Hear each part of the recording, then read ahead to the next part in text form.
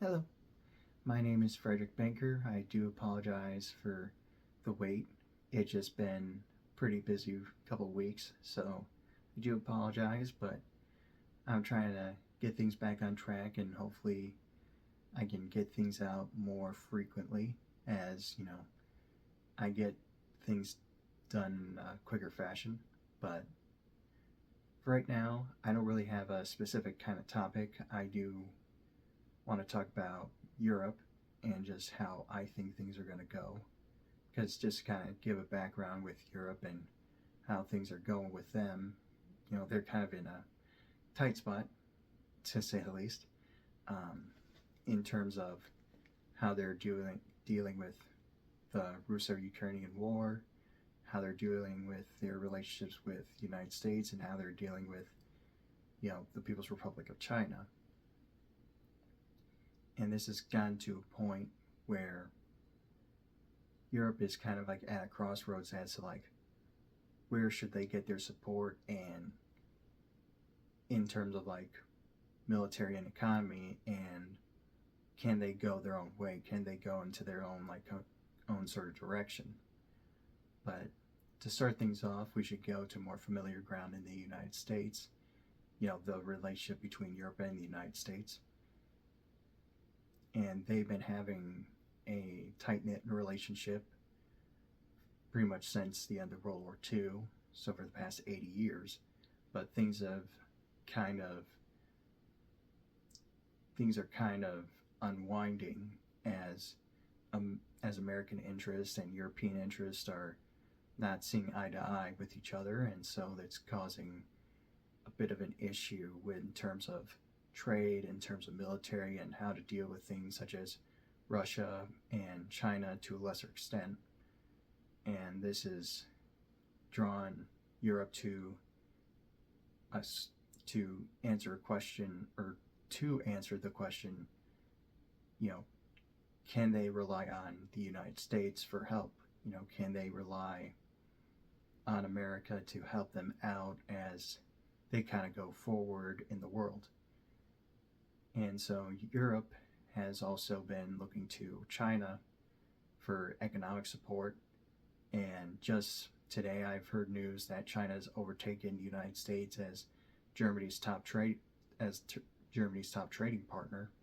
And when you think about it, Germany is one of the biggest nations in Europe. Definitely one of the most dominant forces in the world economy. I believe they were in the top 10, or at least top 5, or I should say either top 5 or at least top 10. But this kind of leads to Europe kind of looking towards China as sort of like an alternative.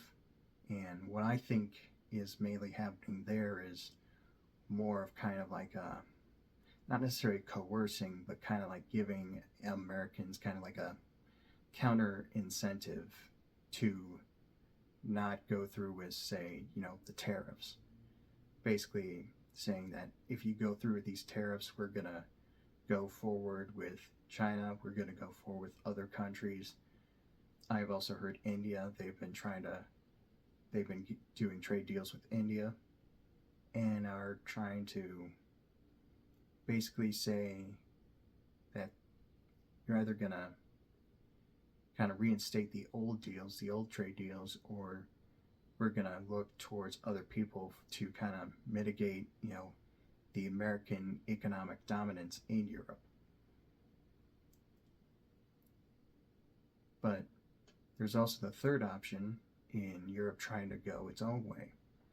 The problem with that, at least in my opinion, is the fact that Europe is very much still divided in terms of not just language and culture, but mainly in the fact of geopolitics. So, for example, in Western Europe, you do still have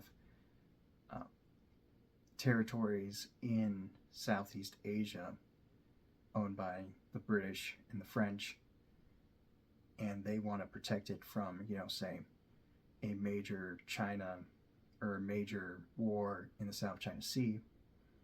But then you also have Eastern Europe, who are more concerned with Russia and what's going on in Ukraine, and the fear that that the war is going to spread onto their borders, into the borders of Poland, the Baltics, Finland, Sweden, and so forth. This kind of has led Europe to kind of go through a little bit of a split in terms of how they believe that things are going to go forward, in terms of where is Europe going to go from here. Personally, I think that Europe's just going to try and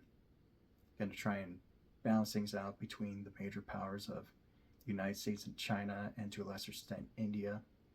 I think what Europe is trying to do is try to play both sides to kind of basically get what they want, but also try to get themselves out of, like, let's say, like a major conflict between China and the United States, kind of like a somewhat neutral zone, kind of like what we saw in the Cold War, with how like some nations in, let's say, the Middle East try to remain neutral and try to game the system and get supplies from both the United States and the USSR.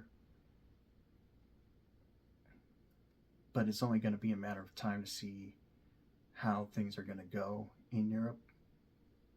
Personally, I don't know.